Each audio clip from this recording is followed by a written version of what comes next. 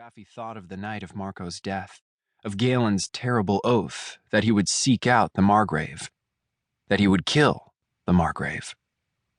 That's why he's so desperate to set the sense grid up, and to get me through the journey. He thinks he won't come back alive.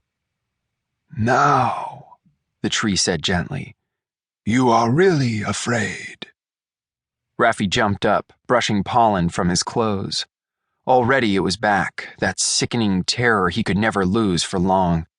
He felt the tree's consciousness spiraling into him, intrigued. Do you really believe, it whispered, curious, that this Margrave is hunting especially for you? I can't talk anymore. Raffi turned abruptly, blocking its voice out. Sickness was already surging in him, a choking stress, blurring the tree words to a crackle of leaves.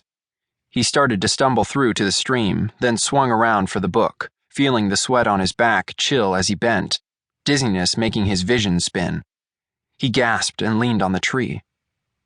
Raffi, it said urgently, its voice bursting through its panic. Someone comes. Bewildered, he felt for the sense lines. They were intact. Galen!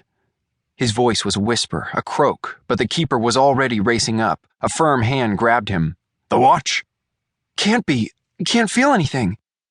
Weak, he crouched on the tree roots. Galen spun around, facing the footsteps. It was the sequoia. Wiping his clammy mouth and streaming eyes, Raffi staggered up and tried to focus, but the creature was close to them before he could see it properly.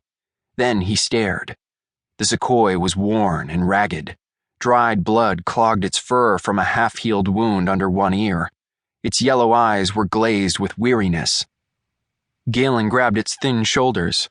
For God's sake, did they ambush you? Have they got the coronet? Exhausted, the creature collapsed onto the leafy bank. For a moment it seemed too worn out to speak. Then it whispered, The coronet is safe in SARS. We were on our way back when we ran into the watch. Thank God, Galen breathed, but the sequoia seemed not to hear. Over his shoulder it glanced at Raffi. They've got Karis, it said hopelessly.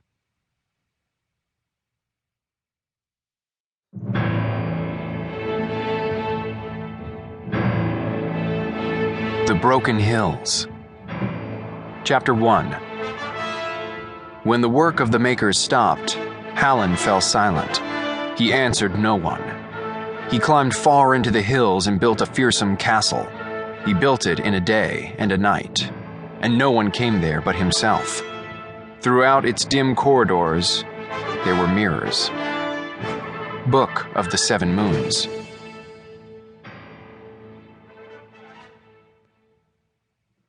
The slap was hard, and when she dragged her head up, she tasted blood. Breathing deeply, she stared at the watch captain. Fury almost made her quiver. Fury and fear. I said get in line, he snarled. Kara stepped back, giving one glance at the old woman who lay collapsed on the verge of the road.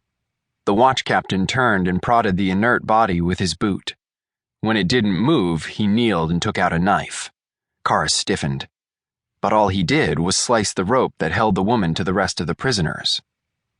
Are you just going to leave her there? Kara snapped. She's no good to us. You there at the front, walk.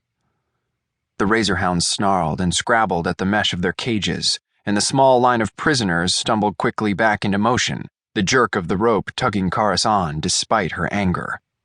The road was steep, rutted with recent cart tracks, a great gash along the flank of the mountain, plummeting on the left to a dizzy ravine. All the hot day they'd stumbled up it, with water only once at a stream hours ago. Karis sucked her swelling lip. Her hair and clothes were filthy with road dust, and she was almost too tired to think. Only anger kept her going. She clenched the knotted ropes around her hands, as if anger was a thing she could hold on to, tight. Around her waist, the second rope slackened, sagging as the weary group closed up, stung by the irritating dart flies that had followed all day in a buzzing cloud. With the old woman gone, Karis was last. It was a relief not to have to hear that terrible gasping, or have the constant jerk of the rope as the woman stumbled.